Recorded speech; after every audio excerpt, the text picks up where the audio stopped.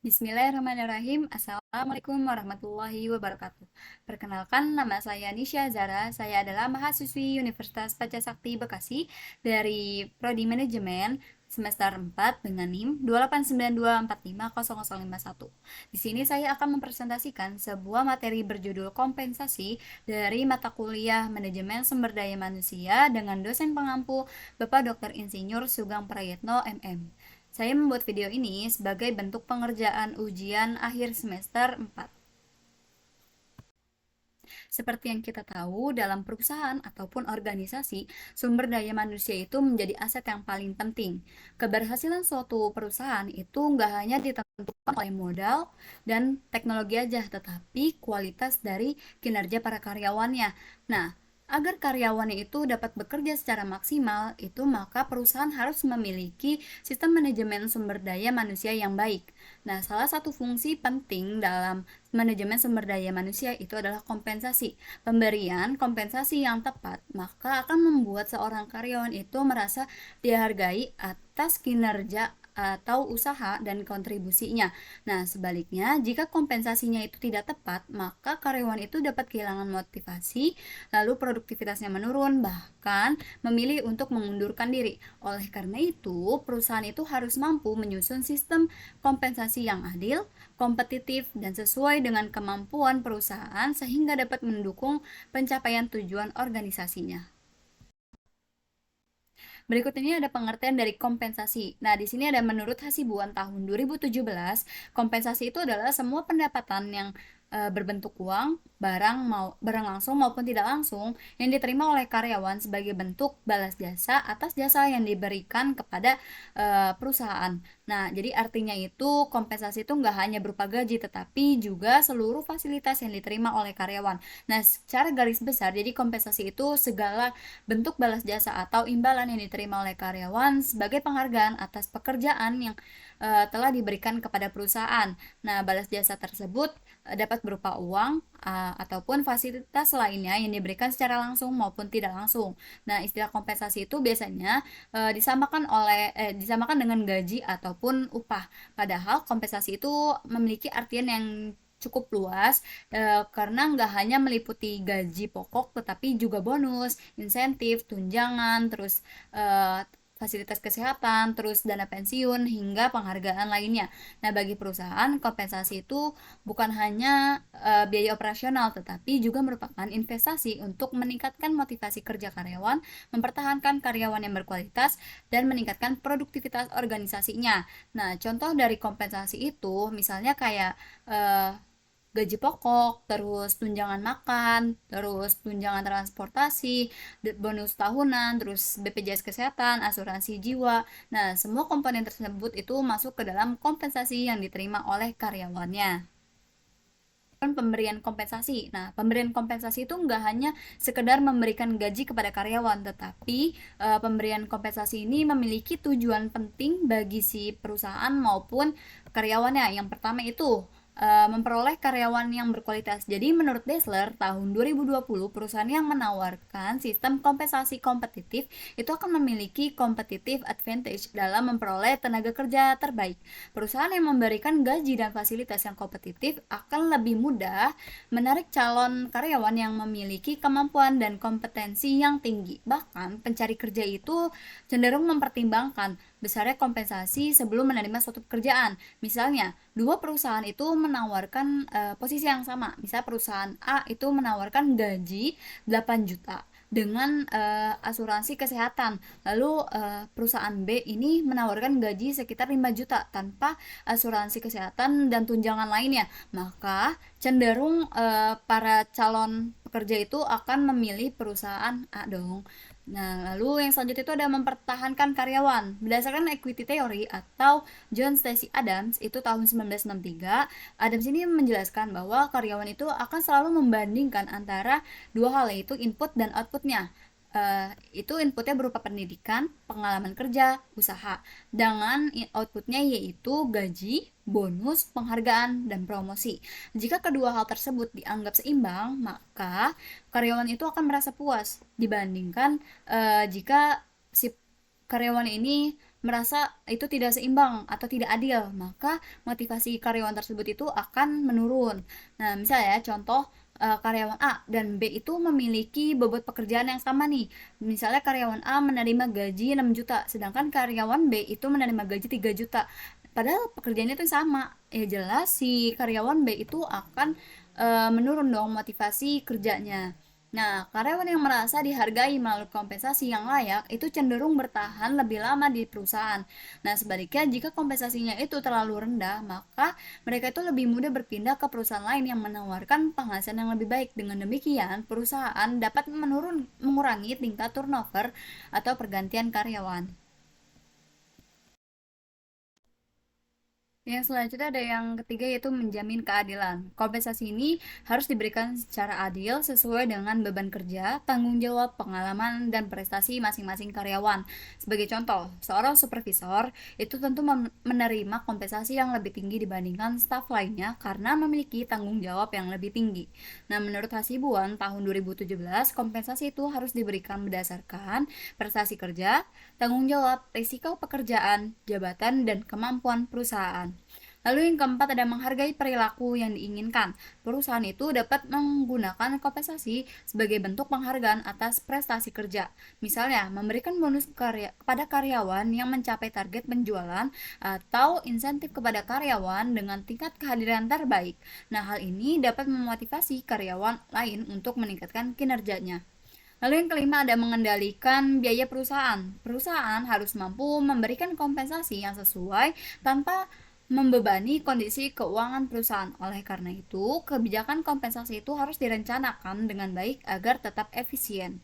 Lalu yang keenam itu ada memenuhi peraturan pemerintah. Pemberian kompensasi juga harus mengikuti peraturan yang berlaku seperti upah minimum provinsi atau UMP, lalu upah minimum kabupaten atau kota atau UMK, lalu BPJS Kesehatan, BPJS Ketenagakerjaan, serta ketentuan dalam Undang-Undang Ketenagakerjaan. Berikutnya ada bentuk-bentuk kompensasi. Bentuk kompensasi ini ada dua bentuk umum. Yang pertama ada kompensasi finansial langsung dan yang kedua ada kompensasi finansial tidak langsung atau benefit. Nah, kompensasi finansial langsung itu merupakan kompensasi yang diterima langsung dalam bentuk uang. Contohnya itu gaji pokok, upah harian, honorarium, bonus, komisi penjualan, dan insentif. Nah, kompensasi ini biasanya diterima secara rutin tiap bulan atau berdasarkan pencapaian tertentu. Menurut Mondi, direct compensation itu merupakan pembayaran finansial secara langsung kepada karyawan berdasarkan pekerjaan yang dilakukan. Nah, kompensasi finansial tidak langsung atau benefit itu merupakan fasilitas atau tunjangan yang diberikan perusahaan untuk meningkatkan kesejahteraan karyawan.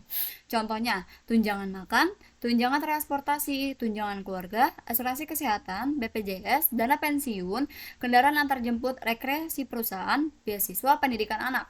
Nah, walaupun tidak diterima dalam bentuk uang tunai, tapi benefit ini memiliki nilai ekonomi yang cukup besar dan sangat membantu meningkatkan kesejahteraan karyawan. Menurut Dessler, benefit seringkali menjadi faktor yang membuat karyawan bertahan meskipun gaji pokok tidak jauh berbeda dengan perusahaan lainnya. Berikutnya ada metode penetapan kompensasi. Nah, dalam sebuah perusahaan dalam menetapkan kompensasi itu menggunakan dua metode, yaitu metode tunggal dan metode jamak. Metode tunggal itu metode ini hanya menggunakan satu dasar penilaian, yaitu tingkat pendidikan formal terakhir yang dimiliki oleh karyawan. Sebagai contoh, lulusan S1 diberi gaji 6 juta, lulusan SMA diberi gaji 4 juta tanpa mempertimbangkan pengalaman kerja. Kelebihannya itu adalah sederhana dan mudah diterapkan, tetapi kelemahannya justru kurang memperhatikan kemampuan nyata seseorang.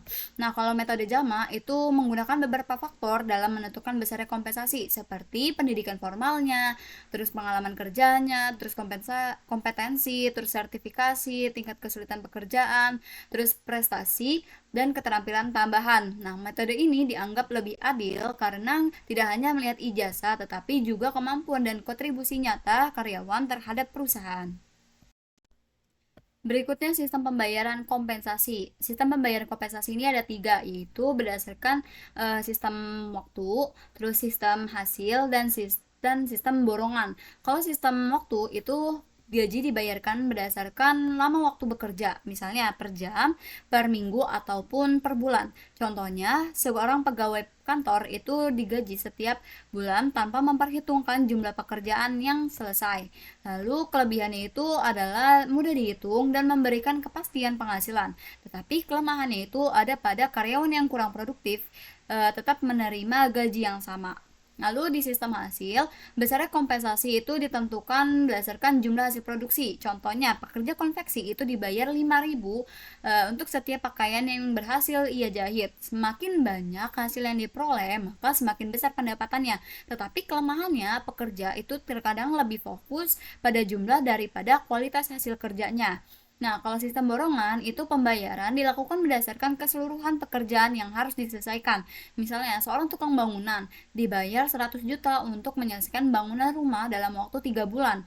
Jika pekerjaan selesai lebih cepat, maka pekerja tetap memperoleh bayaran sesuai kesepakatan. Tetapi perusahaan itu harus memperhitung atau menghitung biaya secara tepat agar tidak mengalami kerugian. Selanjutnya ada faktor-faktor yang mempengaruhi kebijakan kompensasi. Nah, faktor ini terdiri dari dua, yaitu faktor internal dan faktor eksternal. Kalau faktor internal itu faktor yang berasal dari dalam perusahaan itu sendiri, antara lain ukuran perusahaan. Itu perusahaan besar biasanya memiliki kemampuan memberikan gaji yang lebih tinggi. Lalu umur perusahaan. Perusahaan yang baru berdiri terkadang menawarkan gaji lebih besar untuk menarik tenaga kerja yang berkualitas. Lalu ada anggaran tenaga kerja. Semakin besar anggaran sumber daya manusianya, maka semakin besar juga peluang memberikan kompensasi yang baik. Dan kebijakan manajemen. Keputusan mengenai kompensasi berada di tangan manajemen perusahaan. Sedangkan faktor eksternal itu faktor yang berasal dari luar perusahaan, meliputi kondisi pasar tenaga kerja, persaingan antara perusahaan, kondisi ekonomi nasional, peraturan pemerintah, dan serikat pekerja.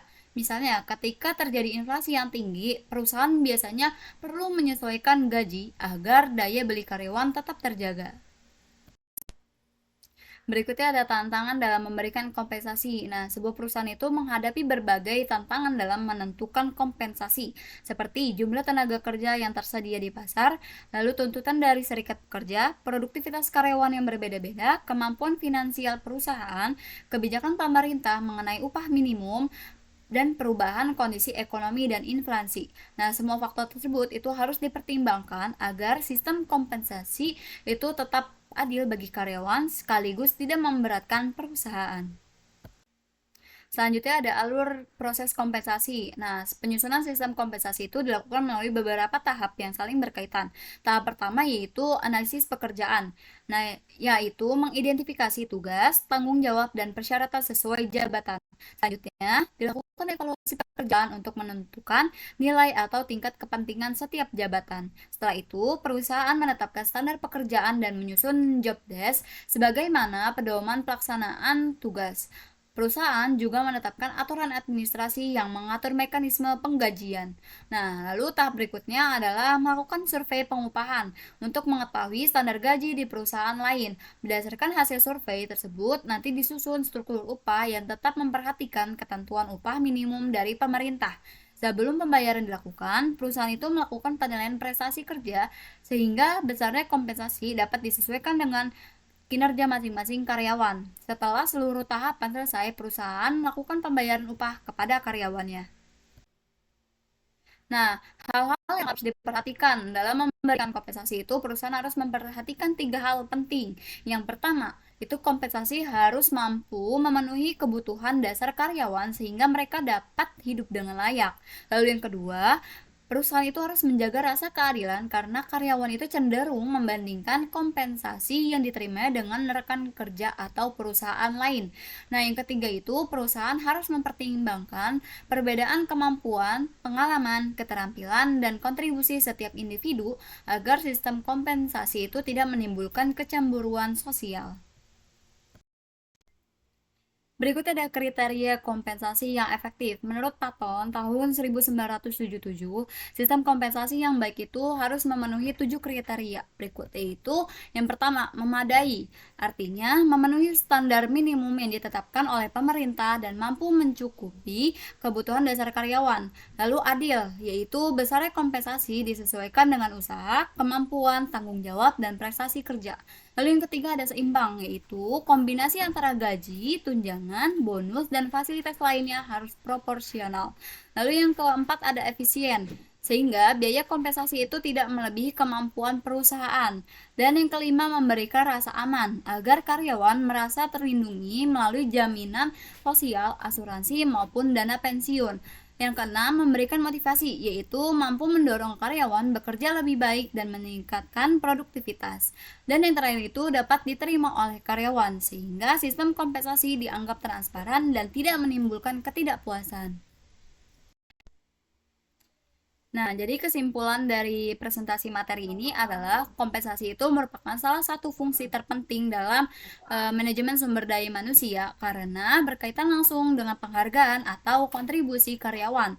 Kompensasi yang dirancang dengan baik tidak hanya meningkatkan kesejahteraan karyawan, tapi juga berperan dalam menarik tenaga kerja berkualitas, mempertahankan karyawan terbaik, meningkatkan motivasi karyawan, dan mendorong produktivitas organisasi. Oleh sebab itu, perusahaan perlu menyusun kebijakan kompensasi secara objektif dengan mempertimbangkan kondisi internal perusahaan, faktor eksternalnya juga, terus ketentuan pemerintah, serta prinsip keadilan agar tercipta hubungan kerja yang harmonis dan tujuan organisasi tersebut dapat tercapai. Sekian itu saja yang dapat saya sampaikan. Apabila ada salah kata mohon dimaafkan. Wabillahi taufiq wal hidayah. Wassalamualaikum warahmatullahi wabarakatuh.